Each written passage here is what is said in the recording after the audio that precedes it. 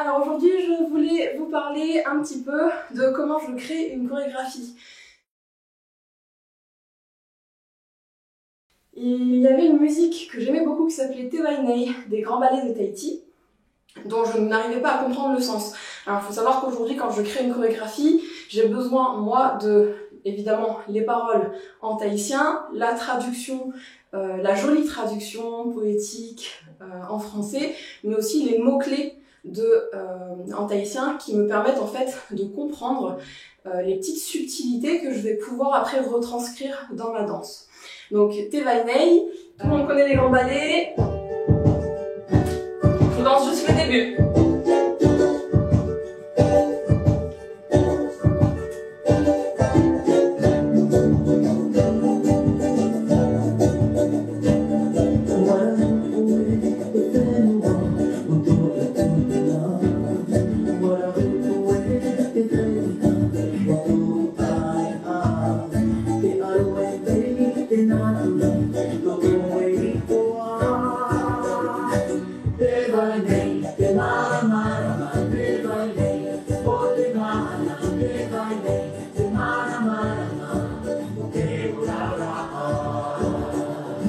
Warahu Oe Te Whenua. Alors Whenua, tout le monde connaît.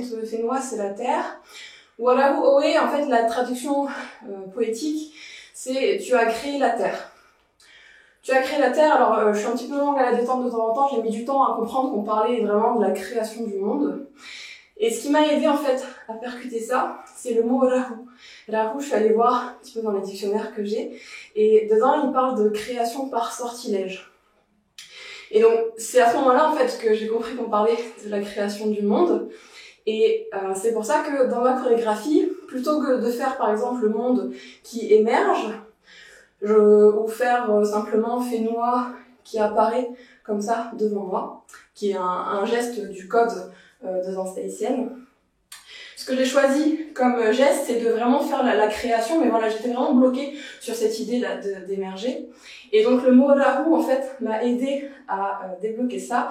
Et c'est pour ça que j'ai fait ce geste, ici, de la terre, comme si je la tenais dans mes mains et hop, je crée mon sortilège, là, un petit peu comme une magicienne, entre mes mains.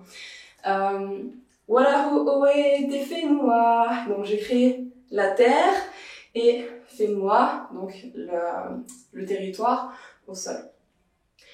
L'idée c'est quoi? C'est que dans ma progression en fait en tant que professeur, et c'est de ça dont je voulais vous parler aujourd'hui, j'ai passé différents stades. Le premier stade, mes premières chorégraphies, je pense que je traduisais simplement les mots-clés de la chanson.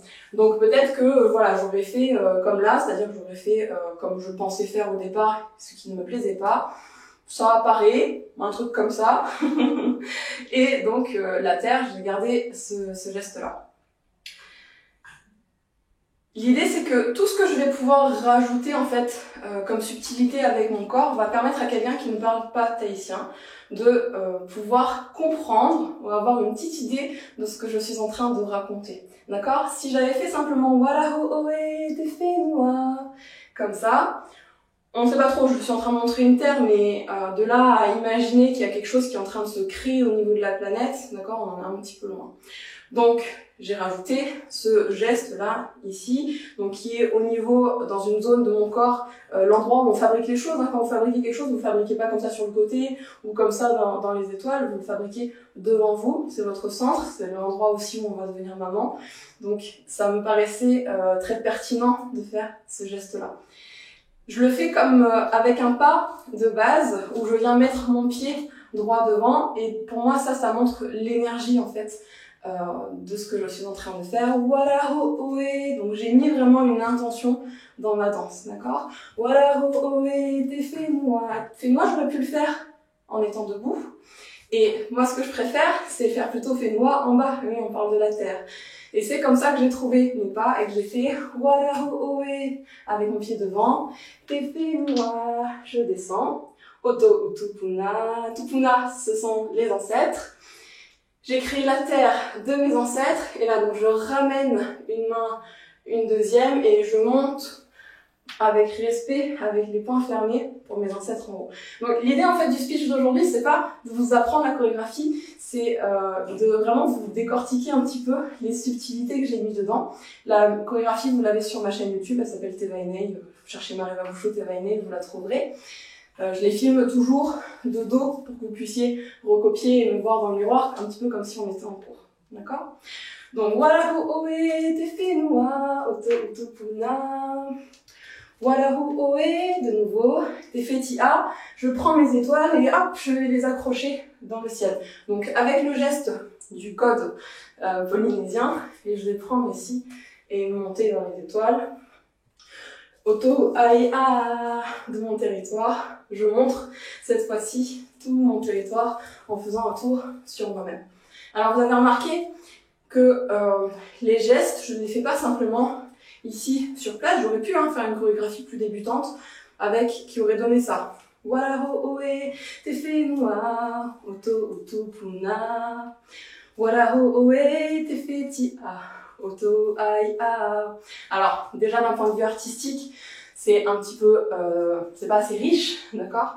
Mais au niveau des subtilités aussi, je pense vraiment que ce qu'on peut apporter à la danse tahitienne, et c'est pour ça que j'avais dit que j'allais parler de sens et de beauté aujourd'hui, ce que j'aime le plus dans la danse tahitienne, ce qui me résonne le plus comme quelque chose de juste, c'est vraiment ce côté de cohérence dans tout ce qu'on est en train de faire. Je suis en train de chanter et de mettre de l'énergie, donc l'énergie des paroles en tahitien sur ma danse. Je suis en train d'appréhender l'espace, c'est-à-dire que si je te demande de venir vers moi, peut-être que je vais venir vers toi pour venir te chercher. Si au contraire je m'éloigne de toi, bon, je vais pas simplement détourner le regard, mais vraiment aller vers le fond de la scène pour te dire au revoir. D'accord? Donc je vais utiliser en fait mon espace comme ça, la terre elle se trouve en bas, donc peut-être que je vais descendre, les étoiles se trouvent en haut, je vais peut-être monter sur pointe de pied. D'accord? Donc pour moi il y a en fait différentes étapes à la création d'une chorégraphie. Il y a d'abord trouver les mots-clés. Donc là c'était simplement voilà, ça aurait pu être wara oe te whenua utupuna avec les gestes du code de base.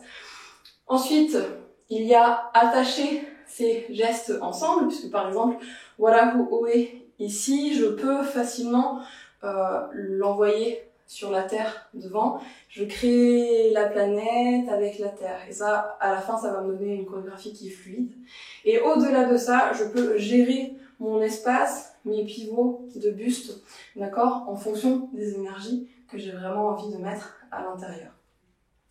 Donc voilà, un petit peu les différentes étapes avec lesquelles je crée une chorégraphie. J'espère que ça peut vous inspirer, vous donner envie de créer les vôtres, en vous rapprochant peut-être des professeurs qui ont les compétences dont vous avez besoin ou qui vous manquent aujourd'hui pour le faire.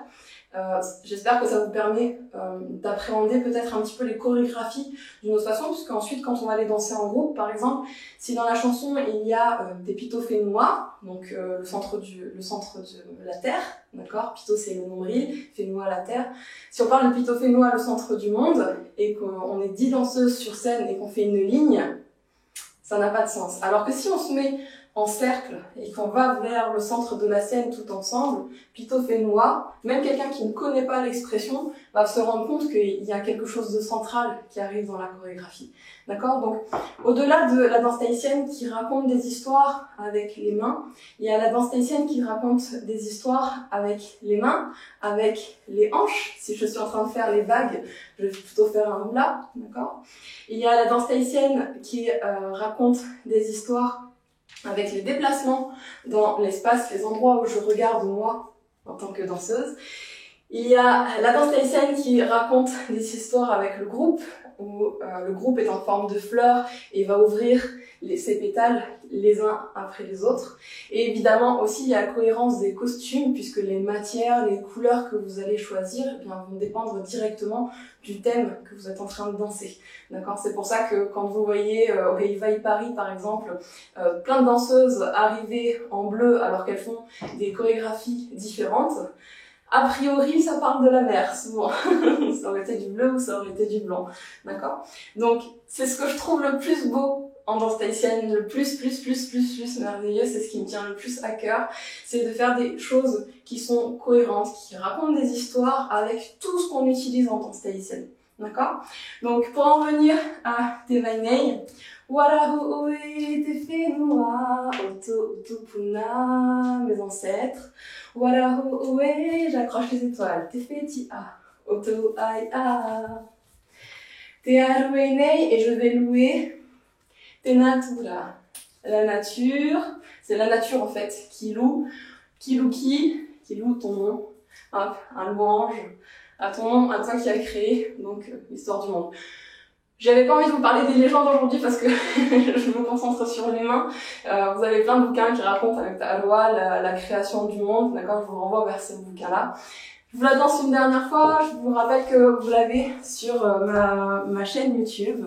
Pensez que chaque chose que j'ai mis dans la chorégraphie, ça a un sens.